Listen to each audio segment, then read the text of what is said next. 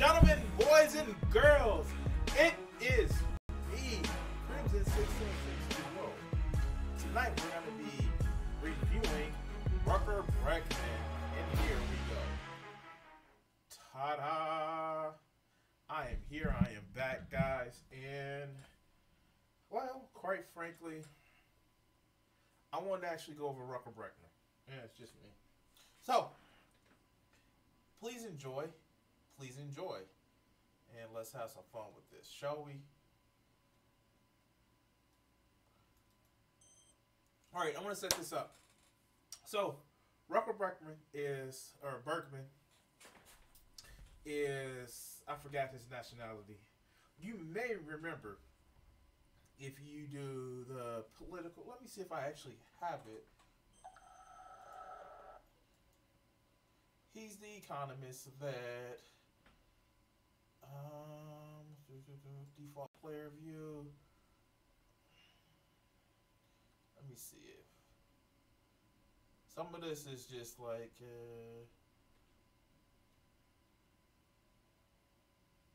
he was at Davos recently.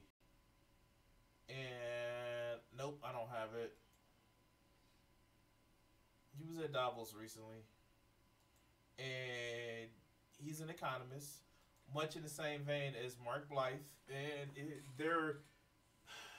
I think the term is Keynesian economists, where they think give people money and they'll spend it. I forget. I'm still trying to learn as much as I can about it in a functional way, not in a depth way, just in a functional way. But let's go start our normal thing. We're gonna get you into some spite now, and we're gonna get into some spite now. So let's start. This is from his TED Talks. I don't think about 2 years ago, and they still let him in Davos. All right. All right, so they let this man in Davos. This guy who was gonna throw nothing but bricks and grenades, and he literally made the joke, "I'm gonna throw a hand grenade on Tucker Carlson," and they proceeded to have the interview. Now, one of the grips or producers actually taped it, and that's why we know about it. But this man right here, he did a fucking TED Talk, and this was hilarious. This was fucking hilarious that you allowed this man in Davos to start shit. The same Davos where they have, depending on how much fucking money you have, they have it where you can actually go to a level, millionaires go to one level and billionaires go to the next level. It's like the fucking Illuminati that everybody complains about if you're into conspiracy. But they're not malicious. They're just thinking, they're oblivious. I get it. There is such a system in place with capitalism that people don't have to be malicious to be greedy. They think, why doesn't everybody have this? Because they're lazy, and because it's great. It's great because we're rich and we're good people, which is bullshit. It's fucking bullshit. And quite frankly, check this out. If you told me as hardworking as I do, work 10-hour days, 5 days a week, do art streams so I can actually sell, so I can actually show you guys some of my creative ideas, even have an art show, an arts and crafts show on April the 12th through the 14th. And I work hard. But if you fucking told me that I can actually get money by doing my art and the rest of my needs were pretty much taken care of, in a minute I would actually say, yeah, I'm not working. But that's just me. You know, a hardworking person that obsesses over, things like my art, working out when I can. If I had an opportunity to just be lazy, I would take it in a fucking minute. I don't know. I don't know. And it's not even that I would take it to be lazy. I'm not. I'm gonna change that. If I can take a career, not making a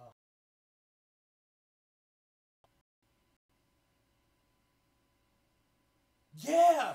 Oh fuck yeah, Kurama. Not just the Naruto, but if you remember Yu Yu Hakusho. Oh god damn, Kurama. Fuck. I'm sorry, I got sidetracked, guys. That shit, that would be awesome. Not Prime Hunter, fucking Kurama. A gender being Kurama. Fuck, that's what you think about. Yu Yu Hakusho, you know.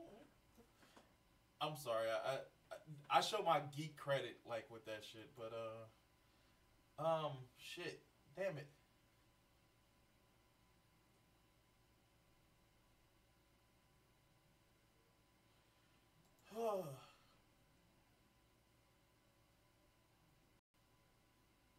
I'm sorry, guys. I'm actually.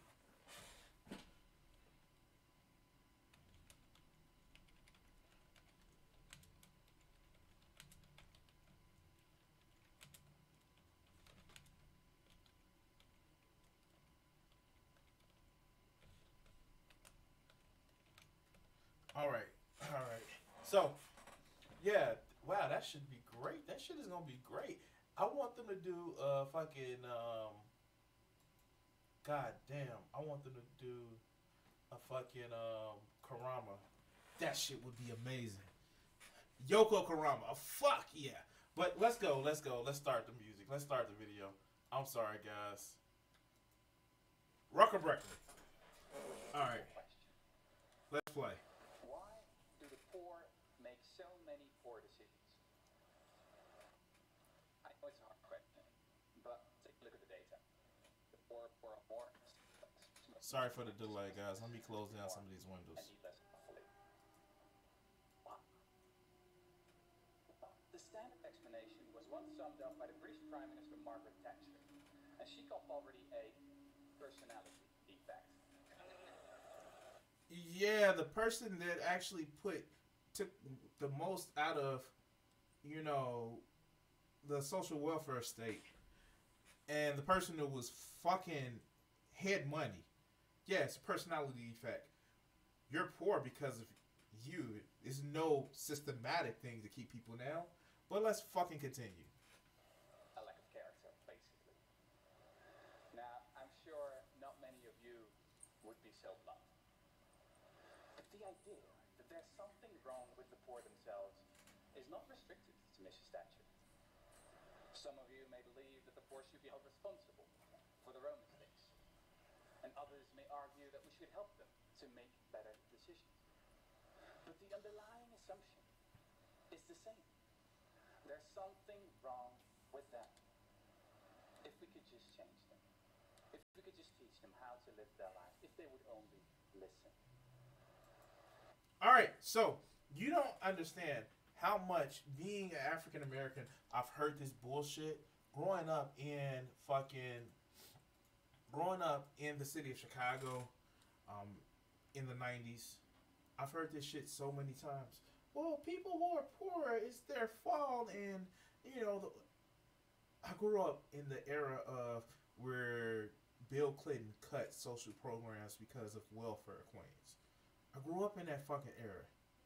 Now, thank God, one of my parents, he was a Chicago union plumber, and the other one was a LPN. So I had a mother that was an LPN, a father who was a city licensed plumber, who did a lot of work for the city. And you just had this hatred of poor people, and that people made bad decisions just because they were poor. And the shit was just, the shit was depressing because it was a way for people to look down on people who had less. And it was shitty decisions. Yes, people made shitty decisions all the time. And I get it. People have made choices. People make bad choices. But if you give somebody nothing but shitty choices, is it truly all of their fault when they make a shitty choice? Yeah, if they choose wrong, they choose wrong. That's partly to blame. But is it all their fault when they make shitty choices? Give better fucking choices. But let's Rutger continue. And to be honest, this was what I thought for a long time. It was only a few years ago that I discovered that everything I thought I knew about poverty was wrong. It all started when I accidentally stumbled upon a paper by a few American psychologists. They had traveled 8,000 miles all the way to India for a fascinating study. And it was an experiment with sugarcane farmers. You should know that these farmers collect about 60% of their annual income all at once, right after the harvest. And this means that they're relatively poor one part of the year and rich the other. And the researchers asked them to do an IQ test before and after the harvest. What they subsequently discovered completely blew my mind. The farmers scored much worse on the test before the harvest. The effects of living in poverty, it turns out, correspond to losing 14 points of IQ. Now, Alright, so I watched this video like a while ago. I didn't realize it was the same guy who, you know, basically threw a metaphorical brick through Tucker Carlson's window. And it was eye-opening where it was just like, hey, poor people, maybe because you have shitty choices, maybe that is the reason why you make shitty choices. Give you some halfway decent choices, maybe it'll turn out better. But let's continue. now, to give you an idea, that's comparable to losing a night's sleep, or the effects of alcoholism. A few months later, I heard that Elder Shafir, a professor at Princeton University and one of the authors of this study, was coming over to Holland, where I live. Yeah. So we met up in Amsterdam He's to talk Swedish. about his revolutionary new theory of poverty. Not Swedish. I can sum it up in just I don't two know. words. Fuck. Scarcity mentality. It turns out that people behave differently when they perceive a thing to be scarce. And what that thing is doesn't much matter. Whether it's not enough time, money, or food. You all Okay. So he just made a point where things are scarce, you think fucking different. Wow, what a revelation. And it's almost as if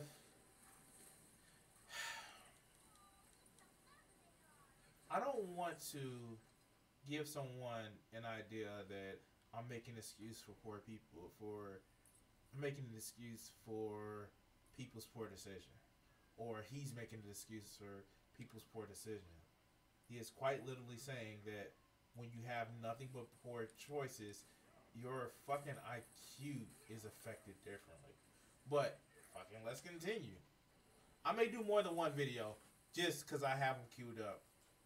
know this feeling when you've got too much to do, or when you've put a break for lunch and your blood sugar takes a dive. You know, this narrows your focus to your immediate left, to the sandwich you've got to have now, the meeting that's starting in 5 minutes, or the bills that have to be paid tomorrow. So the long-term perspective goes out the window. You could compare it to a new computer that's running 10 heavy programs at once. It gets slower and slower, making errors, eventually freezes, not because it's a bad computer, but because it has too much to do at once. And the poor have the same problem. They're not making dumb decisions because they are dumb, but because they're living in a context in which anyone would make dumb decisions. And see, this is like the crux of what I wanted to actually get to. Look, check it out. people that are poor aren't exactly bad people. And we need to actually stop demonizing people who are poor. We definitely do. And I know I get on here and actually say, and I actually talk shit about, you know, incels, stupid religious motherfuckers that actively shape their own fucking destiny. And yeah, something could be said to something could be said to, are they the product of their decisions or are they the product of choices that have been made around them? But still, he kind of, we never want to take anything in a fucking vacuum. And this is my olive branch to dumb motherfuckers that may actually believe. No, but see, those people think that they're better than people. And that's what I can't stand about them. God damn, as much as I fucking hate incels, I don't think I'm better than them. I just think I make different choices because sex is not scarce to me. Maybe calling myself out on some hypocrisy here. So suddenly, I understood why so many of our anti-poverty programs don't work. Investments in education, for example, are often completely ineffective. Poverty is not a lack of knowledge.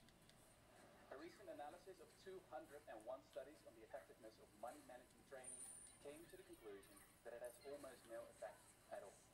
Now don't get me wrong. This is not to say that we don't learn anything. They can come out wiser, for sure. But it's not enough.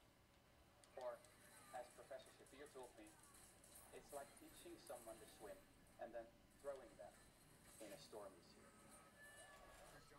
That's just wow. So he just actually said something that was really, really, really eye opening. And I watched this video before a few months ago, but I didn't actually really catch that when he first said it. That you know,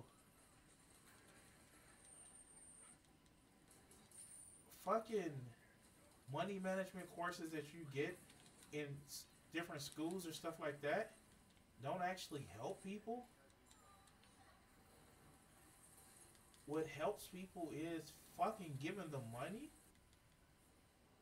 Wow. Because when you do economic teaching, economic classes where you teach people how to do money management, it doesn't help if they have no money to manage. Fucking, that seems like the simplest thing. And yet, most people don't fucking get it. It was like, I told you guys on my last stream that I was watching, the fuck is that movie called? I Am Dragon, which is a story about, imagine the Beauty and the Beast story with dragons. Well, with a dragon. That's what this was. He was effectively Beauty and the Beast with a dragon. Instead of, you know, a man that's in the shape of a beast. He was a dragon. Like, he was legit just a dragon.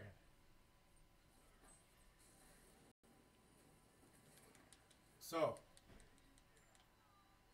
what is fucking, and I bring that story up because I also watch Harley Quinn and Batman, and they were like at the end of that movie. At the fucking end of that movie, I'm sorry, I got sidetracked by the kill. At the end of the movie, I was like, how are we gonna stop this man? The enemy was Poison Ivy and a Dryad. And Dryad is like a special type of earth tree man. And I'm like, how are we gonna stop him?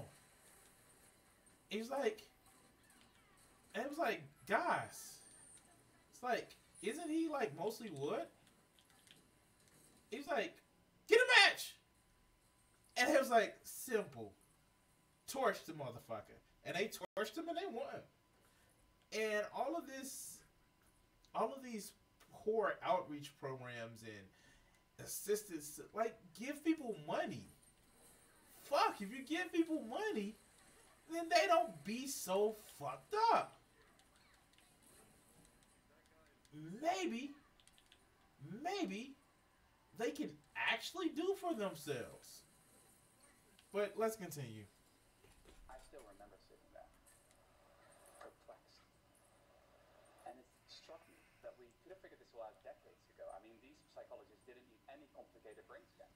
They only had to measure the farmer's IQ, and IQ tests were invented more than 100 years ago. Actually, I realized I'd read about the psychology of poverty before. George Orwell, one of the greatest writers who ever lived, experienced poverty firsthand in the 1920s. The essence of poverty, he wrote back then, is that it annihilates the future. And he marveled at, quote, All right. And that actually just brings me up to another point.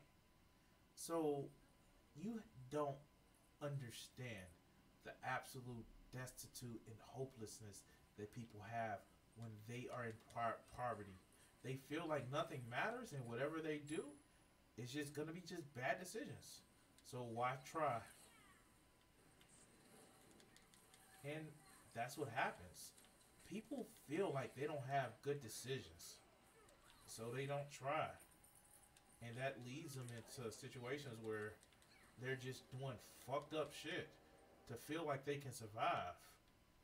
And that's really fucked up. I'm sorry. It's fucked up. But let's continue.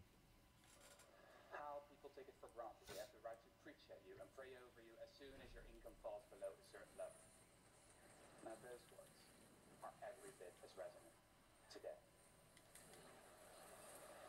The big question is, of course, what can be done? Modern economists have a few solutions of those things.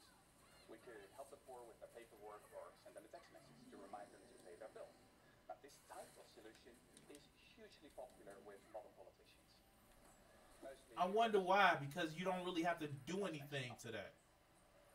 these solutions are, I think, a symbol of this era, in which we so often treat the symptoms but ignore the underlying cause. You know, here's the thing. When you send people a text message to say, whoa, this is what your bill and your bill is due, it's not solving the problem of people not paying a bill. It's just reminding them that they have a fucking bill to pay. But what happens when you don't have the fucking money to do it? You're just absolving yourself from the sight of the poor.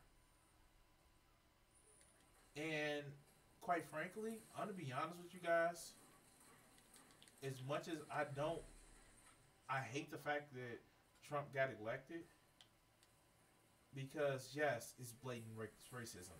Yes, it's blatant horrible situations where people are hurt. In reality, a lot of it, what we see is a lot of reason why people voted for the idiot is because they thought their economic health would be improved. Now, it's those of us who knew no, it wouldn't. There are those of us who knew he was a shyster and a grifter and fucking would say anything to get his way from anybody. Those of us, we knew this shit. And not because he was a Republican, although that was a huge red flag, but he made a career off of just grifting people. And you think he was going to change because he was doing it for you? The biggest con of a con man is to make sure that even if you knew he was a con man, that he can get you with his next con. That's it. And the fact that you're pulled by this con says nothing, but you want to actually be, you want something better. And I'm sorry, the fucking Republican Party and the centrist Democrats, they don't fucking care about you. They just care about their bottom line. That's it. But, you know, let them tell it. They care They kill the world for poor people. No, they want poor people's money, and they would do anything to protect you, giving them your money. But let's continue. I'm not in on rant mode right now. So I wonder, why don't we just change the context in which the poor live? Or, going back to our computer analogy, why keep tinkering around with the software when we can easily solve the problem by installing some extra memory instead? Now, at that point, Professor Shapir responded with a blank look. And after a few seconds, he said, I get it. You mean you want to just hand out more money to the poor to eradicate poverty? Yeah, sure, that'd be great. But I'm afraid that brand of left-wing politics you've got in Amsterdam, it doesn't exist in the States. But is this really an old-fashioned leftist idea? I remembered reading about an old plan, something that has been proposed by some of history's leading thinkers. The philosopher Thomas More first hinted at it in his book Utopia, more than 500 years ago. And its proponents have spent the spectrum from the left to the right, from the civil rights campaigner, Martin Luther King, to the economist, Milton Friedman. And it's an incredibly simple idea. Basic income guarantee. What it is? Alright, so here's the thing. Yes, basic income guarantee.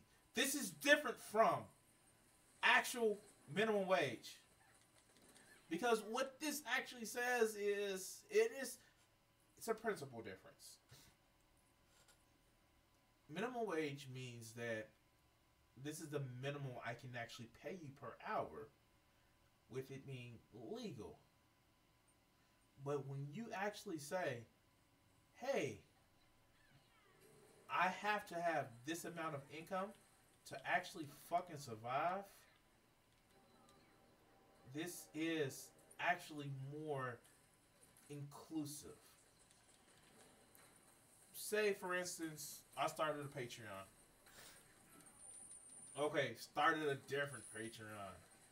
And I put my goal of, hey, I need $4,000 a month to get through life, paying bills, paying the taxes that I have, paying insurance, paying my car notes, paying for things that I need to fucking survive. Now, somebody can promise me a basic minimum wage. That still means that I have to work. And I may have to work like a dog to actually get enough to pay my bills. But basic minimum income actually means that my income is secure. Secure enough to say, hey, this is what I need to live, and I'm making that. That's why it's two fundamental differences. But let's continue. Well, it's a monthly bump, enough to pay for your basic needs. Food, shelter, education. It's completely unconditional. So no one's going to tell you what you have to do for it, and no one's going to tell you what you have to do with it. Exactly. Basic income is not a favor, but a right. There's absolutely no stigma attached. So as I learned about the true nature of poverty, I couldn't stop wondering. Is this the idea we've all been waiting for? Could it really be that simple? And in the 3 years that followed, I read everything. And see, that's exactly what I was just saying. It's not about somebody fucking working you to death.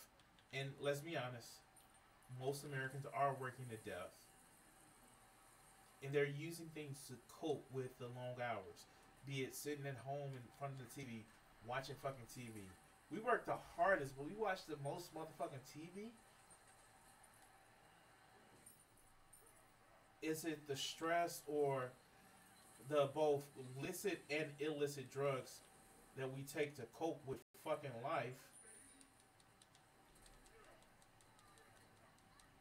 So, yeah. Let's go. I could find about basic income. I've researched the dozens of experiments that have been conducted all over the globe. And it didn't take long before I stumbled upon the story of a town that had done it. had actually eradicated poverty, but then nearly everyone forgot about it. This story starts in Dauphin, Canada. In 1974, everybody in this small town was guaranteed a basic income, ensuring that no one fell below the poverty line. And at the start of the experiment, an army of researchers descended on the town. For 4 years, all went well. But then, a new government was voted into power. And the new Canadian cabinet saw little point to the expensive experiment. So, when it became clear there was no money left to analyze the results, the researchers decided to pack their files away in some 2,000 boxes. 25 years. Alright, so basically they've done a universally basic experiment. And it's actually been done more and more. There have been times where people have done it where I remember a thing in Italy where they gave people like $300 to support the arts. And you know what happened? Motherfuckers went to the fucking museums. Motherfuckers learned how to just experience different cultures. And watch this. People fucking enjoyed themselves. And it was a boom for the museum. And people learned shit. But let's continue. Went on. And then Evelyn Forget, a Canadian professor, found the records. And for 3 years, she subjected the data to all manner of statistical analysis. And no matter what she tried, the results were the same every time. The experiment had been a resounding success. Evelyn Forget discovered that the people in Dauphin had not only become richer, but also smarter and healthier. The school performance of kids improved substantially. The hospitalization rate decreased by as much as 8.5%. Domestic violence incidents were down, as were mental health complaints. And people didn't quit their jobs. The only ones who worked a little less were new mothers and students, who stayed in school longer. Similar results have since been found in countless other... It's almost as if you give people enough money to fucking live that they actually try to spend time not on just survival, but learning shit. What? Hold on, guys. I want to make sure I turn this shit off.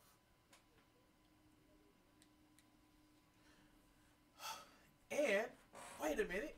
Wait a fucking minute. And, whoa, watch it now. All those right-wingers who talk about women need to stay at home and make sure they take care of their fucking families. Guess what? When you have to not depend on trying to survive, you can take time to spend with fucking families. What? No. Watch it now. Watch it. When you're not fucking stressed about, money and survival, you're less irritated. And yeah, you may have a dangerous mentality to be abusive, but, you know what? You have less stress to push you towards that.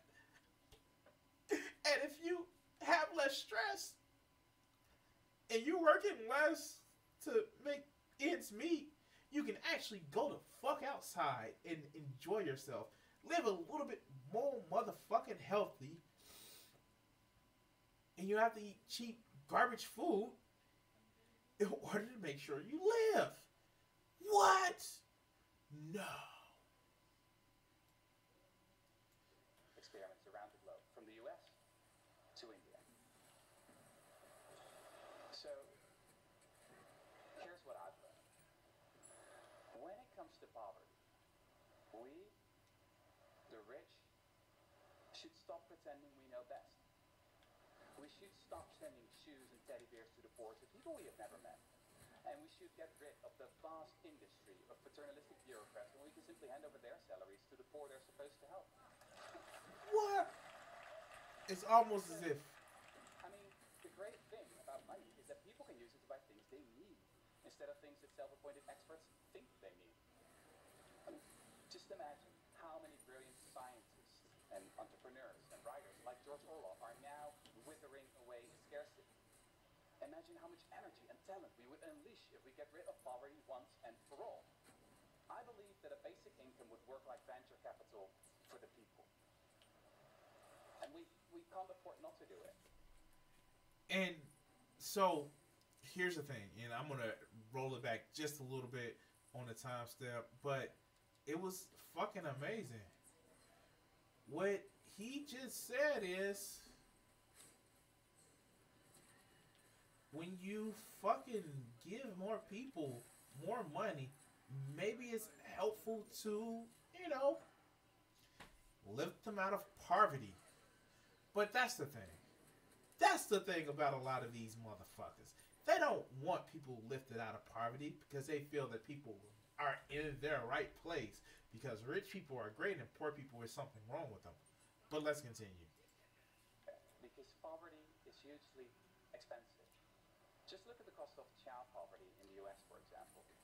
It's estimated at $500 billion each year in terms of higher healthcare spending, higher dropout rates, and more. And in case you missed it, he actually said it, that poverty is more expensive than just giving people money. It costs less to give people money than it does to, you know, manage the poor. Because that's all it is managing the poor. It's not helping them, it's managing them. It's managing them out of my way, it's managing them out of my conscience. And if you say that the people are poor because of something that they did, you don't have to fucking change the system. Because Lord knows the people that the system is made for, they've done everything right as they should have. And it's nothing wrong with people who benefit from the system, because they earned that right to benefit from the system no matter who it hurts. But, you know, let's continue. Now this is an incredible waste of human potential. But let's talk about the elephant in the room. How could we ever afford a basic income guarantee? Well, it's actually a lot cheaper than you may think. What they did in Dolphin is they financed it with a negative income tax. And this means that your income is topped up as soon as you fall below the poverty line. And in that scenario, according to our economist best estimates, for a net cost of $175 billion, a quarter of U.S. military spending, 1% of GDP, you could lift all impoverished Americans above the poverty line. You could actually eradicate poverty. Now that should be our goal. The time for small thoughts and little measures. So just take a look at this. Look at this chart. This is how much it would cost to fucking give people money versus how much it costs right now. This is how much it costs just to give people fucking money and actually treat people with some modicum of respect and decency. But no, it would be too much like right to give poor people money. But you know, shit. Run away. I'm sorry, I got distracted. But this is just like, this number right here is more than this number right here. I'm sorry. Fuck you. You're no longer caring about the poor if you would rather have that number over the 500 billion. That is not about taking care of the poor. That is to say, I'm better than you. That's all your millions and billions of dollars are buying. I'm better than you. That's all it's doing. Because that's what makes people feel good. That they have superiority over people. And so let's continue. Is fast. I really believe that the time has come for radical And basic income is so much more than just another policy. It is also a complete rethink of what work actually is. And in that sense, it will not only free the poor, but also the rest of us. Nowadays, millions of people feel that their jobs have little meaning or significance. A recent poll among 230,000 employees in 142 countries found that only 30% of workers actually like their job. All right, so he's going to be going into some great things right here. And what is ironic is that people don't like their job, but they feel that they have to do it in order to fucking survive. And when you are doing that, when you feel that you're doing your job to fucking have to survive, and yet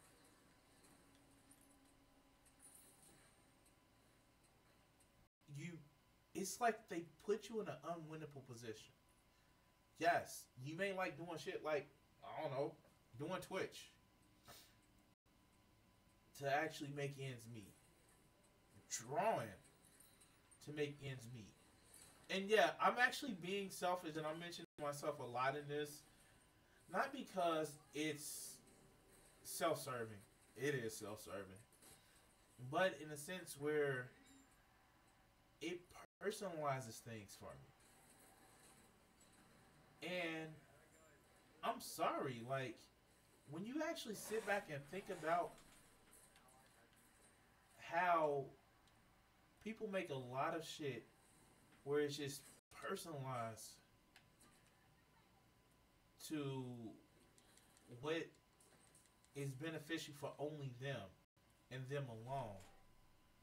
It's fucking amazing that they don't think that it wouldn't just help not just some poor person, but it'll help them too. And the shit is amazing when people don't think that. It's like getting rid of racism. It takes a lot of hate and energy to fucking hate somebody for no reason. Just because. How much more can you get done? How much more free you can be when you're no longer bound by that much hate?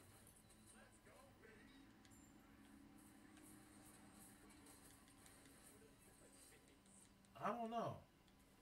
Don't know. And another poll found that as much as 37% of British workers have a job that they think doesn't even need to exist. It's like Brad Pitt. Yeah, that's fucked up. When you think your job doesn't really need to exist, but you have to work in anyway, that's fucked up. But let's continue. Pitt says in Fight Club, too often we're working jobs we hate so we can buy shit we don't need.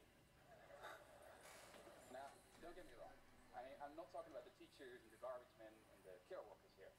If they stop working, we'd be in trouble. You know, I'm talking about all those well-paid professionals with excellent resumes who earn their money during strategic transsector peer-to-peer meetings while brainstorming the value add-on of disruptive co-creation in the network society. Or something like that. Just imagine again how much talent we're wasting simply because we tell our kids they'll have to earn a living. Or think of what a mattress working at Facebook meant a few years ago. The best minds of my generation are thinking about how to make people click ads. I'm a historian. And if history teaches us anything, it is that things could be different. There is nothing inevitable about the way we structured our society and economy right now. Ideas can and do change the world. And I think that especially in the past few years, it has become abundantly clear that we cannot stick to the status quo, that we need new ideas. I know that many of you may feel pessimistic about the future of rising equality, Alright, so, of course this is TED Talk. And, you know, I'm not going to accuse everybody of being an elitist that actually does TED Talk. No, I don't want to actually fall into that well of these people are elitists. But he's effectively went in there and threw a brick through their fucking window to say like, hey, maybe poor people aren't as bad as you think that they are. And god damn it. This motherfucker has so much fucking charisma. Come here, come here, come here, come here, come on, come on. That's what I fucking wanted.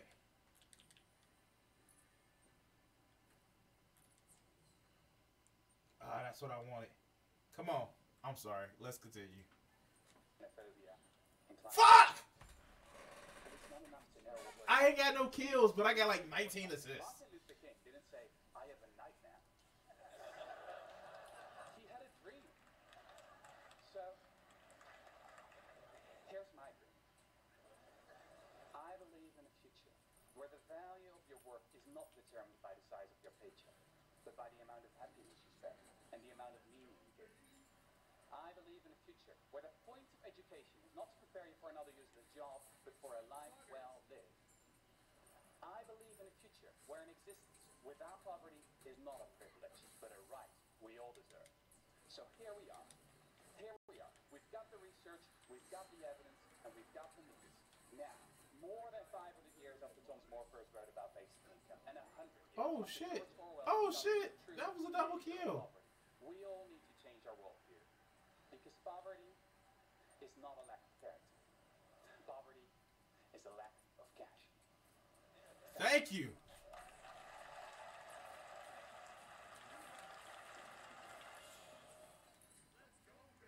My team and I All right. had trouble. All right, so it was a great video. I actually liked this fucking video. It was one of those things where, like, people that have more money can actually make better decisions. Ooh, that was awesome. But it was just one of those things where when you fucking don't try to manage poor people. And, you know, I'm becoming more and more convinced that a lot of the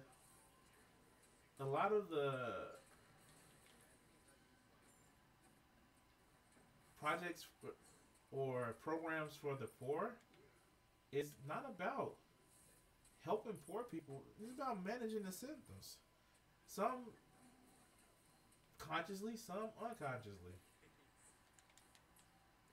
But let's continue. Managing our tasks until one of my colleagues found Monday.com. You can see the task. This video is brought to you No. Watch later. Alright. Something else that I was going to do, but sorry guys. I'm going to actually look. Once this match is over, I'm going to look for another video. Enjoy the rest of this match.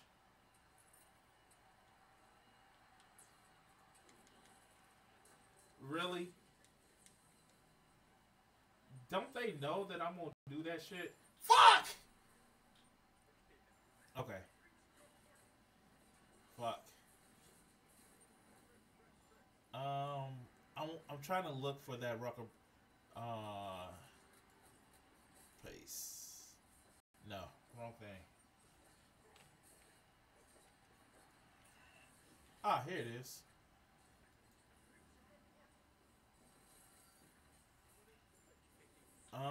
Damn, my video comes up right now. Sorry guys, I'm still trying to Alright, come on, come on.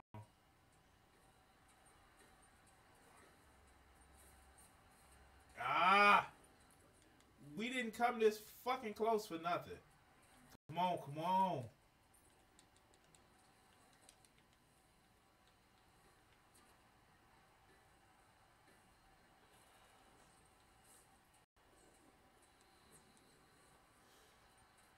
You motherfuckers.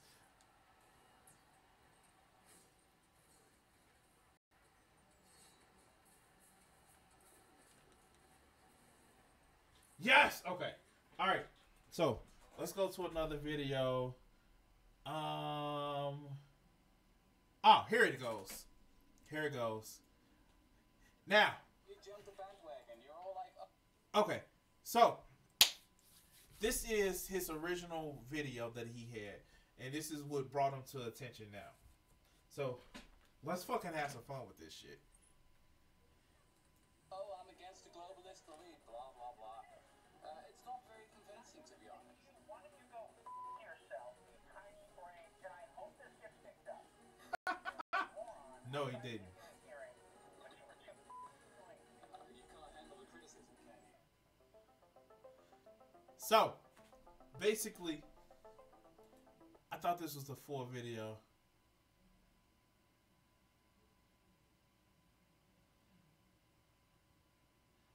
This is not the full video.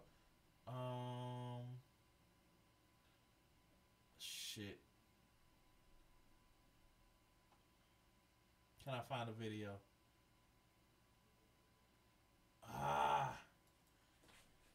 Alright, I'm gonna look for it. Come on. There it goes.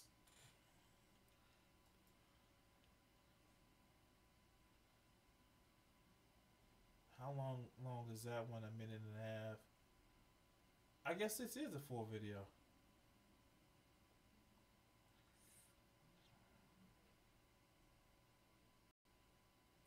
I guess this is a full video. So I guess we're gonna watch it. Mute.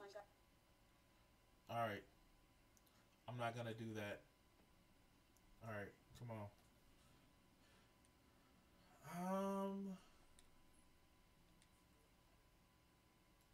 Alright. So let's bring it back up. And this is just a video talking about it. I hope they fucking play it. Alright. I guess they are about to play it. Let's go. That's it. Texas.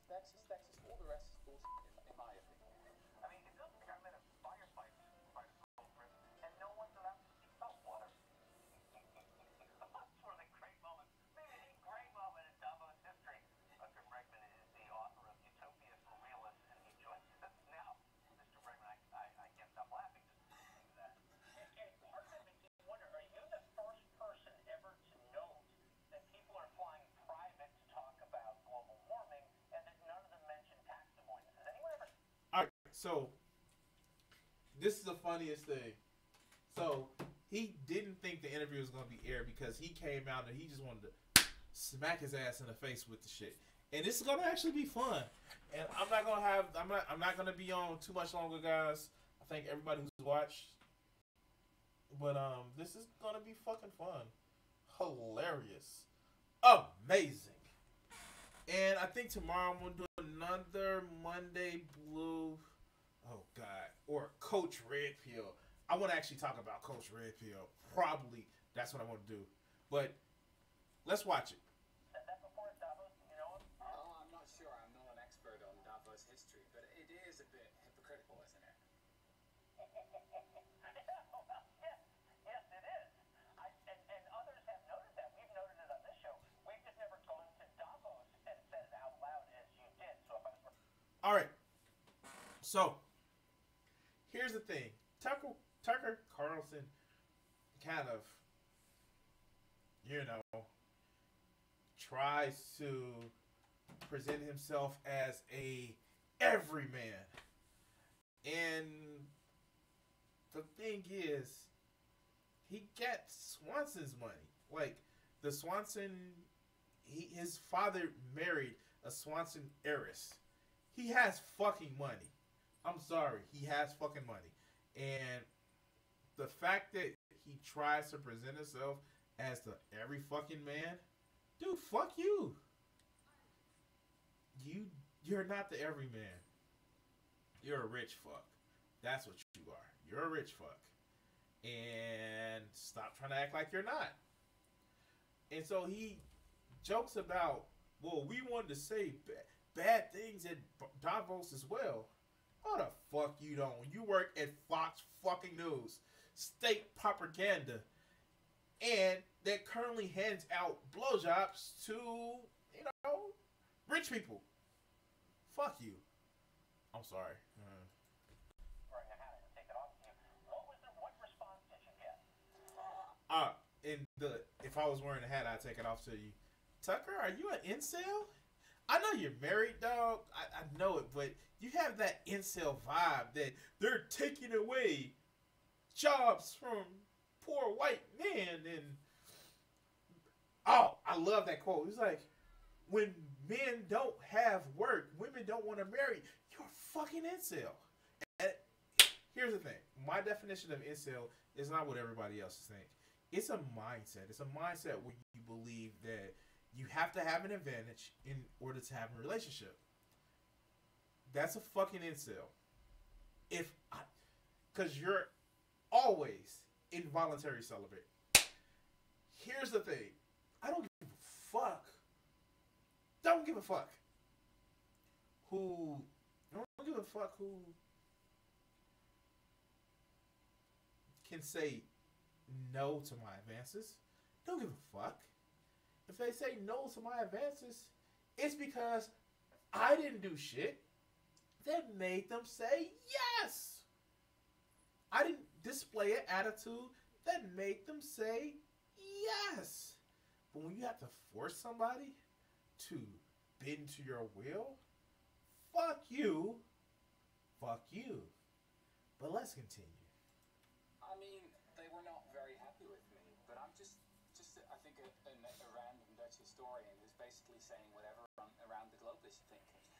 You know, Dutch, the he's vast Dutch. majority of Americans, for years and years now, according to the polls, including Fox News viewers and including Republicans, are in favor of higher taxes on the rich. You know.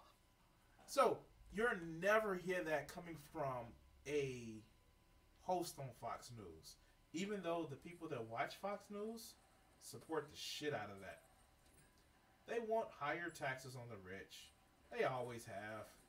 They don't give a fuck about. They don't give a fuck about if it upsets fucking conservatives, because it makes fucking sense to have higher taxes on the rich. Now, what have people done? They've actually tried to sell it as, well, one day you'll be rich and they'll have higher taxes on you, which is bullshit, because we all know the American dream was a fucking hope and a dream that never fucking came true for anybody.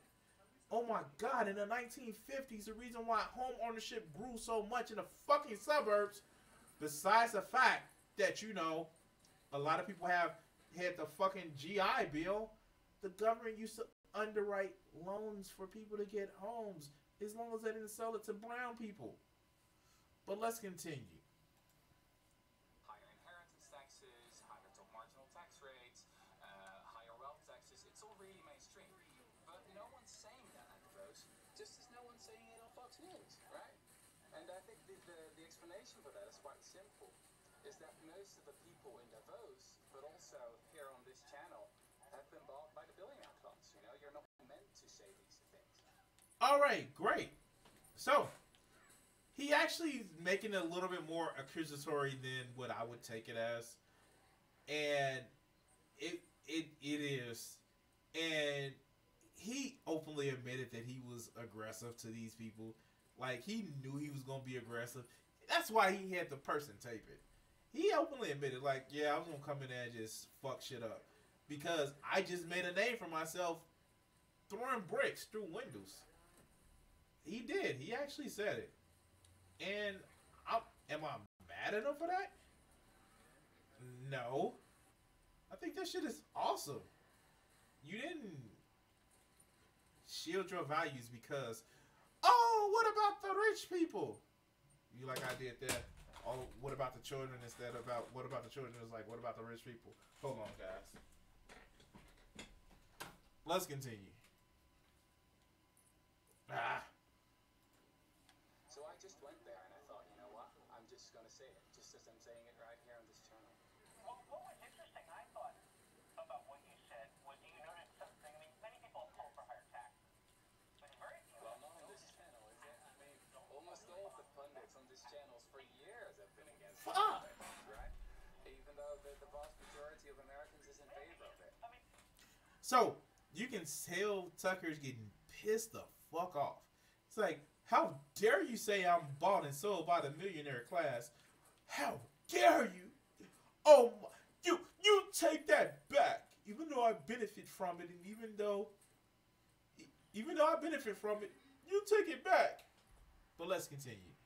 I mean, I don't know. It would be Flabbergasted. hours of boxing you've watched, but I'm interested in what you said about tax avoidance. So, just because someone faces a specific tax rate does not mean that person pays that tax rate at all. I don't think Netflix, for example, paid any taxes last year at all. What would you do specifically? Netflix didn't pay any taxes. Amazon didn't pay any taxes. And I just ordered some shit from Amazon the other day. Yesterday, to be specific. That doesn't make the shit right. That because one person gets away with it, everybody should. That doesn't make the shit right. It makes the shit tragic. Because the only thing it does is it fosters a whole type of resentment. And the wrong type of fucking resentment. Because people say that, whoa, you know, rich people aren't the problem. Even though they're causing you not to have any money. The problem is poor people. Because they want to stop you from being rich. And once they stop you from being rich, they also stop you from, you know, I don't even know how to even lie about it anymore. But let's watch this. To make certain that this class of people pays what they're supposed to pay. Well, it's about multiple things. So we should really crack down on tax paradises and on tax avoidance. That's a major issue. Yes, we should. Do you know what happened with... Do you know that there was, by some estimates, $2 trillion that are held off in tax havens? $2 trillion. Because companies don't want to pay a tax. And you know what? You know what a lot of companies did? Here. So, remember that tax holiday? Like, the taxes was on vacation or some shit? Obama actually let companies bring their income back at a discounted rate. Like, the company was doing, you know, people a favor because they didn't want to fucking pay taxes. And now, I'm just bad with Artemis today. And then, what happened was when they found out that they could not get those tax breaks back, they started holding their money again offshore. And it's just sad. It's really fucking sad where corporations act as if they're doing us a fucking favor by bringing their money back that they should have been taxed on before they took them. Now, I know you're going to say, corporations exist to make money, and, you know, nobody wants to pay taxes. Nobody wants to live in a shithole either. But they tell poor people, just deal with it.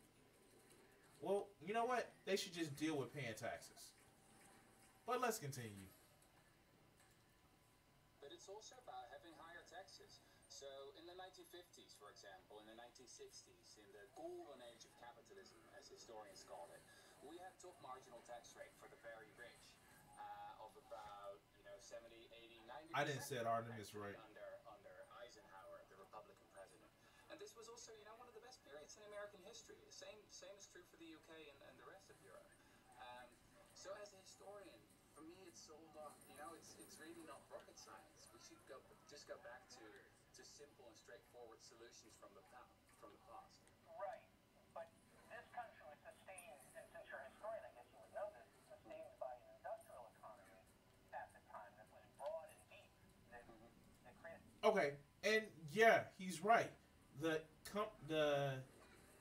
country was sustained by an industrial economy that had no real competition. And I think that's brought up, that the country had no real competition. But yeah, he is absolutely right. We bombed the shit out of our competition. Japan, most of Europe, not just Germany, but most of the fucking Europe. We bombed the shit out of them, and or they had the shit bombed out of them. So we really didn't have any competition. And on top of that non-competition, oh yeah, we built things like the interstate, which fucking allowed for more travel and allowed for more people to actually just have more money to spend, and encourage more industrialization. And oh yeah, corporations couldn't donate to political parties and cause one of the greatest wealth disparities, starting with 1972 and 74. But let's continue.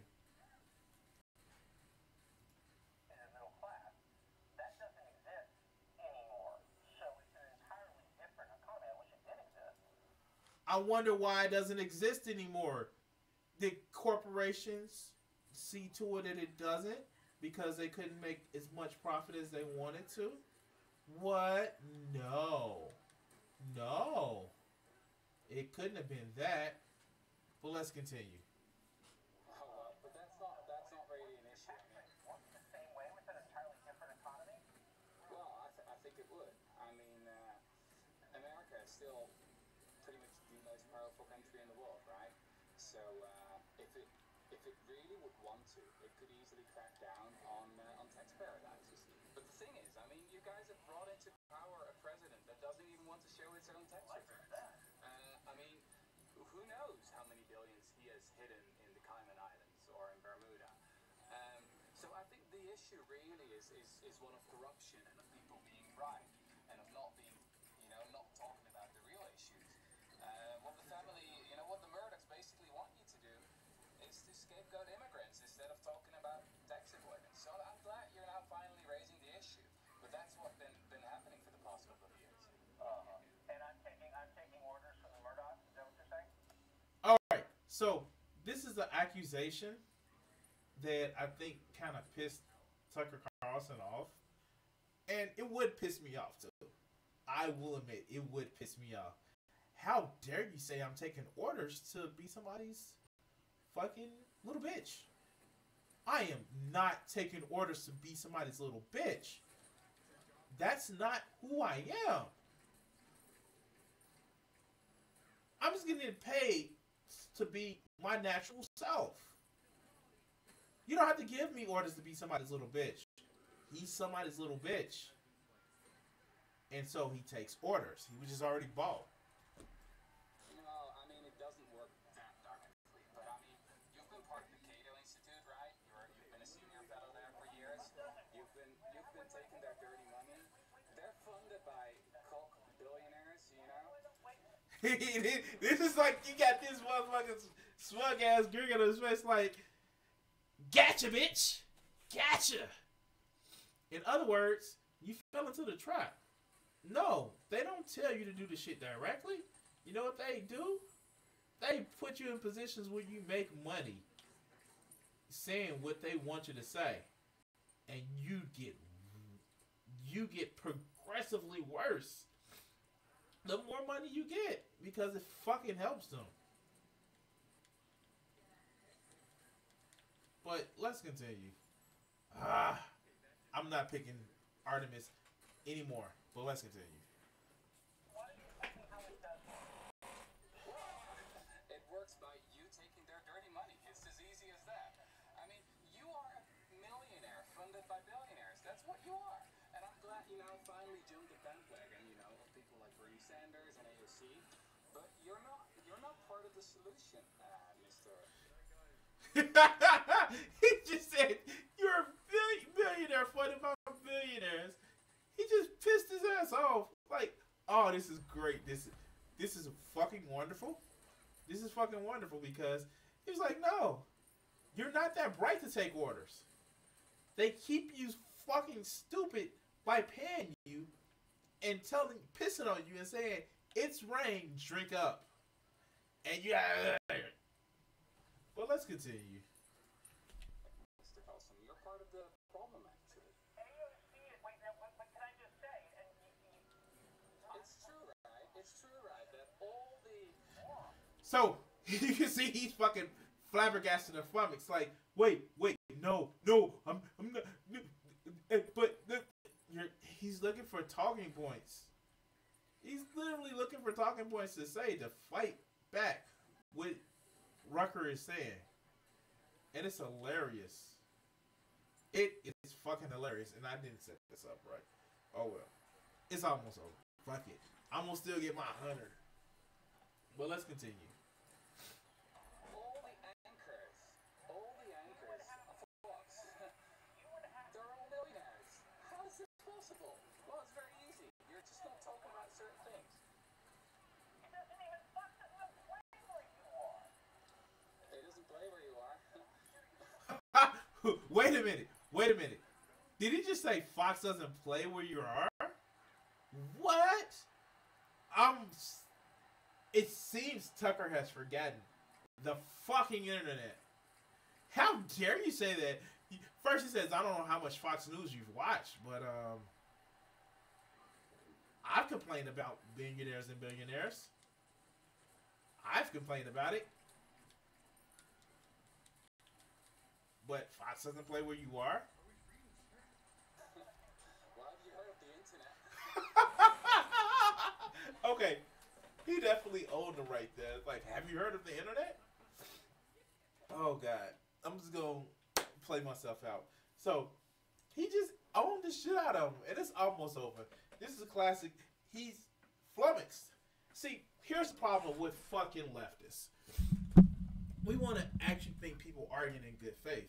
I don't fucking think people arguing in good faith. They want to protect something. Even I myself, I want to protect something. The way I feel about shit, my sense of right, and when I'm wrong, we want to protect shit. Right-wingers don't care. I'm wrong? No, the fuck I'm not. Until I beat you into submission, I'm not letting my point go. And you know what? Fuck. It works for them. Why not work for me? And I would love to fucking challenge a right-winger. Because I don't have to fucking be polite to you. I would effectively tell a right-winger to suck. On my glorious point. Anyway goes, guys. I am probably going to play some more Smite. 7:30 tomorrow.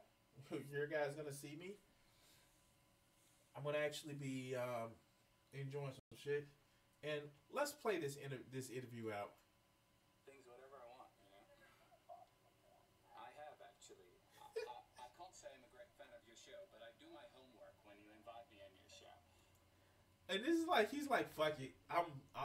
This is not going to air. So fuck it. So, I mean, you're probably not going to air this. Ta-da! But I went to Davos to speak truth to power. And I'm doing exactly the same thing right now. You might not like it, but you're a millionaire funded by billionaires. And that's the reason why you're not talking about these issues. So you hear Tucker actually just rambling on. It's like, you know, hey, I knew this might not be aired. I don't give a fuck. This shit is gonna be fun. So let's just have fucking fun with you while I have you here. And you know what? You can tell by the fucking smile on his fucking face that he's having fucking fun with this. So am I. But I am talking about this issue. Yeah, only now. Come on, you jumped the bandwagon. You're all like, oh, I'm against the globalist elite, blah, blah, blah. It's not very convincing, to be honest. Why don't you go yourself? I hope this gets picked up. Because you're a moron. I tried to give you a hearing, but you were too annoying. You can't handle the criticism, can you? There's a war, Arnold. Oh God, that was just hilarious. He's like, hey. He's like, hey. I'm just speaking truth to power. And look what it did. It took him like recording this shit to like for it to get out there. Just start throwing bricks. And this is why I like this man. Him and fucking Mark Blythe. This shit is hilarious because it's like, wait a minute. We came of age in a time while y'all was destroying it, but we know that's not to be the case. This shit is hilarious. Fucking hilarious. And when you think that you're gonna be these assholes, millionaires funded by billionaires, just think of how many people. I'm gonna get real close to the mic and say this. Think of how many people that were creative, that lived in poverty. Think about now that they've legalized fucking. I made an anecdotal story up, and I know it's an anecdotal story up. It was based off of what I see people actually are benefit from the legalization for recreational marijuana. There are so many drug dealers now that are buying little small stores and are fucking making money. It was one cat, and I think it was a Vice too. Hold on, let me just bring this shit up. Hold on, let me just bring this shit up. Vice. News. Legalize. I can spell legalize. Don't make fun of me. Yeah, there we go.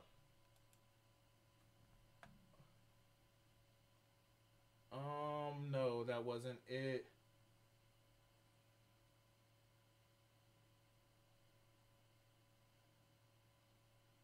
Ah, here it goes. Here it goes. And it was an inserts. And cut that off right now.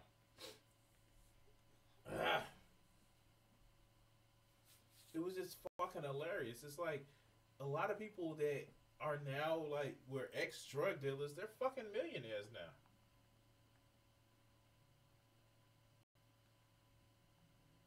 I don't really play a little bit of it. I don't know how Vice has it monetized. I wanted to grow cannabis to retire from the black market and now to be able to do it and be free Like, to do it is amazing. I didn't want to be left in the shadow. damn it! These motherfuckers used to be. These motherfuckers used to actually. Went from basement grows to a legitimate empire valued at $40 million. These motherfuckers went from drug dealers, hiding from fucking cops and all this other good shit. When you take the time away from fucking when you take the illegality out of it, and you take the time that you were using to fucking find a way around the legal loopholes. God damn. It was like motherfuckers. It's like, and of course you guys know I'm in Illinois, but it's like you take it out of being illegal, and when you take it out of being illegal, you fucking have so much time where you can be creative with selling weed. Motherfuckers can actually have custom made bongs now because now they can learn glass blowing. Out of the time that they would have actually had the time, they would have had to, hash it from the cops. When you guarantee income, when you guarantee a legal way of fucking making money or getting money, when you aren't crushed by the system, you have people that succeed. Like, fuck, even if against small businesses versus large corporations. Look at the microbreweries that people have that is them making beer in a specialized way where people fucking enjoy it. But you know what? People that are rich are right. The poor are just horrible people. And they only do shit because they're poor and they're garbage. Fuck you. The laziest fucking people that I've ever seen were rich people because they do the least amount of work, but because they own the companies, they own the products, they own the land, they feel that they're entitled to get most of it. Fuck, we just had last weekend where Mark Blythe was talking about the merchant class just wanted to get rid of the king so they can get the shit for themselves. I get it. People always want to feel good about themselves. And if that means stepping on other people, then it makes you feel good, then some people bite. I don't need to feel that way. For me, and for a lot of other people, maybe we can actually succeed by helping. And not just by telling somebody what to do, but actually by truly giving unrestricted help to the poor. Because if one thing we learned tonight, that being poor is not a lack of character, it's a lack of fucking money. But I'm going to thank everybody who's watched. Remember, if you're watching on YouTube, like and subscribe. If you are watching here on Twitch, please follow. Thank everybody. Thank everybody. And you guys enjoy your day.